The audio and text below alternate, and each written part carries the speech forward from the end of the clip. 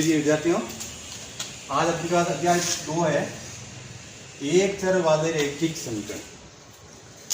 हमारे पास बीजगणित का पहला चैप्टर है इसका, एक चर वाले रैखिक समीकरण। यानी इसमें अपने को चर पद, अचर पद, गुणांक, बीजीय व्यंजकों के बारे में पढ़ना होगा। तो इसलिए अपने पास सर्वप्रथम है वो चर पद है। अब चर पद क्या होता है?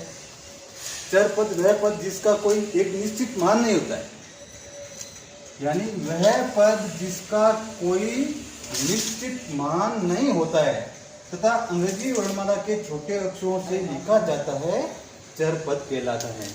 जो भी पद अंग्रेजी वर्णमाला के छोटे अक्षरों से निरूपित होते हैं, जिनका एक कोई फिक्स मान, निश्चित मान नहीं होता है, वो क्या कहलाते हैं? चर पद। इसमें अपने पास दूसरा आता है अचर पद। तो अचर पद क्या होता है? अचर पद वो होता है जो एक निश्चित मान होता है। जैसे 2 है तो 2 का मतलब मान 2 है, 5 है मतलब इसका 5 का मान क्या है? 5। अब x का मान क्या होगा? x का मान अपन कुछ भी कह सकते हैं कि क्लास में x विद्यार्थी हैं, क्लास में x विद्यार्थी मतलब 20 भी हो सकते हैं और 50 भी हो सकते हैं, कोई निश्चित मान नहीं है। लेकिन अपन कह दें कि क्लास में 40 विद्यार्थी हैं तो ये एक फिक्स मान है और ये क्या है? एक अचर पद है। यानी वह पद जिसका एक निश्चित मान होता है तथा परिमेय संख्या के रूप में निरूपित किया जाता है, यानी लिखा जाता है, अचर पद कहलाता है। जैसे 3, 2/3, 5, 5/2, दशमलव की संख्याएं 0.5 है, 2.5 है, इसी प्रकार की कोई भी संख्या मान होगा वो क्या होगा? अचर पद। फिर आता अपने पास तीसरा है गुणक। चर पद के साथ गुणा के रूप में स्थित परिमेय संख्या गुणांक कहलाती है। अपन बीजगणित में जो पद होगा, जैसे 2x है, ये 2x है। अब इस 2x के मध्य में अपन इसको क्या करेंगे? इसका मतलब है 2 गुणा x, यानी x के साथ ये 2 क्या है? गुणा के रूप में है। तो जो ये 2 परिमेय संख्या है अचर पद, यहाँ ये अचर पद नहीं होता, ये क्या होता है? गुणांक होता है। जैसे ये 2x है, 2x में 2 गुणा x, तो ये 2 है क्या है? x का एक गुणांक है। ठीक है। अब हमारे पास है क्वेश्चन। जो चर पद और अचर पद हैं उनको सरल करना और उनमें जो चर पद होते हैं उन चर पद का क्या करना है? तुमको मान निकालना। अब प्रश्न आपके पास में है x - 2 = 7। अपन को सर्वप्रथम ये ध्यान रखना है कि बाईं ओर एक तरफ चर पद कर देना है, दूसरी तरफ क्या कर देना है? अचर पद करना है। ये ध्यान रखना, एक तरफ सारे चर पद होने चाहिए, एक तरफ सारे अचर पद। इसके लिए अपन के पास आता है पक्षांतरण। क्या होता है? पक्षांतरण। अब पक्षांतरण के लिए क्या करते हैं? जब एक पद को बराबर में, इधर अगर प्लस का है तो उधर भेजेंगे तो किस में हो जाएगा? माइनस में। इधर माइनस में है, बराबर में दूसरी तरफ भेजेंगे, पक्षांतरण करेंगे, वो किस में हो जाएगा? प्लस में। सर्वप्रथम ध्यान ये देना है, पक्षांतरण में पद होता है वो प्लस का क्या हो जाता है? माइनस, और अगर माइनस का है वो किस में हो जाता है? प्लस में हो जाता है। अपन सर्वप्रथम यहाँ पर x - 2 = 7, यहाँ x चर पद है, ये -2 अचर पद है और ये 7 अचर पद है। इसलिए क्या करना होगा? 2 का क्या करना होगा? पक्षांतरण। अब 2 का पक्षांतरण करना होगा तो यहाँ पर क्या करूँगा मैं? x तो अपने जगह पड़ा है, यहाँ x जगह है, 2 का मैं इधर भेजना है तो पहले क्या है? 2 को छोड़ो, इसको क्या है? बराबर लगा दिया। ये 7 क्या है? प्लस का, ये प्लस का 7। 2 को अपने पक्षांतरण किया, इधर लेकर आए तो ये प्लस 2 माइनस का था, पक्षांतरण किया, माइनस का क्या हो जाता है? प्लस हो जाता है, तो प्लस का 2। और ये क्यों आया? ये अपने यहाँ पर लिखे 2 का पक्षांतरण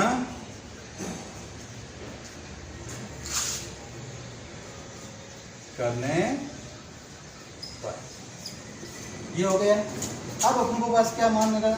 ये x चर पद हो गया, ये क्या? दोनों अचर पद हो गए, बराबर हो गए। अपने x क्या हो जाएगा? 7 + 2, और 7 + 2 का मान कितना हो जाता है? 9। ये हो गया x का मान। इसी प्रकार से अपने पास में दूसरा है y प्लस 3, यहाँ पर ध्यान दो, ये y चर पद है, दूसरा क्या है अचर पद है, बराबर में क्या है अचर पद। एक तरफ चर पद कर दो, दूसरी तरफ अचर पद कर दो। ये y चर पद पड़ा है अपनी जगह, बराबर में करना है, ये प्लस है, पक्षांतर करेंगे वो किसमें जाएगा, प्लस का माइनस हो जाएगा, इसलिए इसको छोड़ा, पहले बराबर बराबर लिख दिया। ये 10 प्लस का है, 10 प्लस का पड़ा है, ये प्लस का 3 था, पक्षांतर किए तो ये किसका हो गया, माइनस का 3 हो गया। अब माइनस का 3 हो गया, ये क्यों होया, कि 3 का पक्षांतरण करने पर, ठीक है।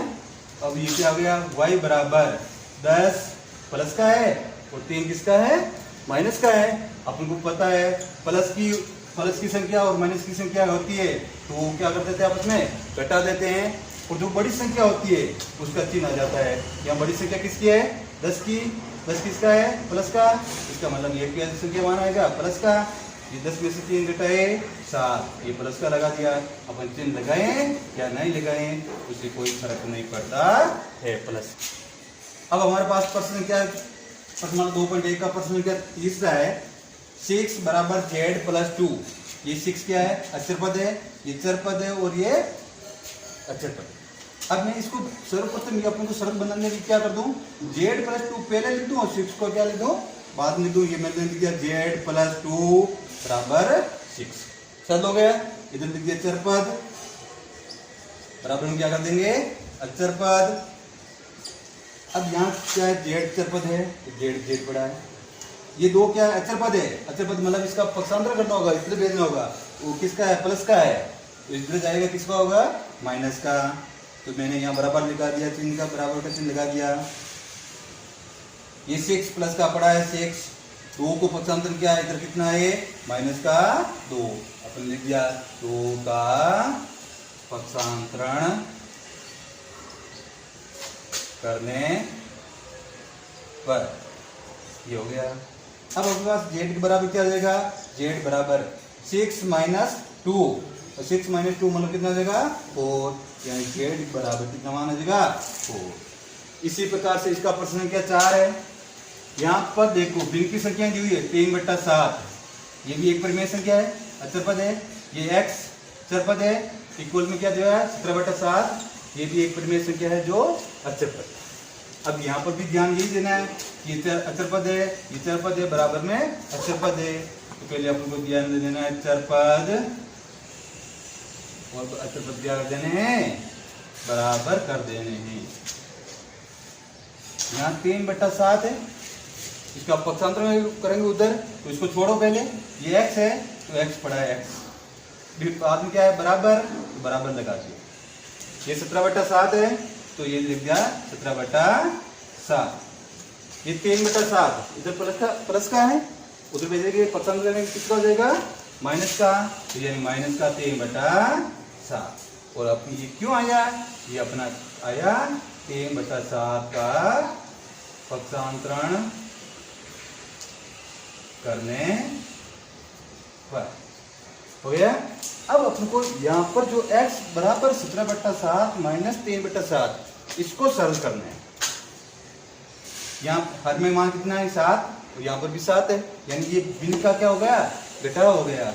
और अपन को पता है भिन्न का घटाव होते हैं तो बराबर, ये x बराबर है, ये दोनों का क्या लेंगे 7 और 7 का लसागु लेंगे, कितना देगा निकालेंगे, 7 और 7 का लसागु कितना 7 ही आता है। फिर क्या करेंगे, पहले भिन्न के हर का मान दशमलव दिया 7 में, 7 का भाग 7 में दिया, कितना आ जाएगा एक बार, 1 को गुणा किससे करेंगे, अंश 17 से, यानी ये 17 माइनस, तो ये माइनस 7 का भाग 7 में दिया एक बार, 1 को गुणा किससे करेंगे, अंश 3 से, ये 3 को 1 से गुणा किया 3। यहाँ पर ध्यान दो, ये 17 माइनस 3 और फिर बट्टा में कितना आ रहे हैं 7, यानी x बराबर 17 किसका है, प्लस का है, 3 किसका है, माइनस का। 1 प्लस का और 1 माइनस का संख्या घटा लेंगे तो 17 में से 3 घटाएंगे कितने बचेंगे, 14 बच गए। फिर कितने बट्टा में कितने हैं 7, अब ध्यान आपको यहाँ पर देना है कि 14 का 7 का भाग दिया है, भाग कितनी बार जाता है? 2 बार, यानी x बराबर 2। जो अपनी पास चर पद है x, उसका मान कितना आ रहा है? 2।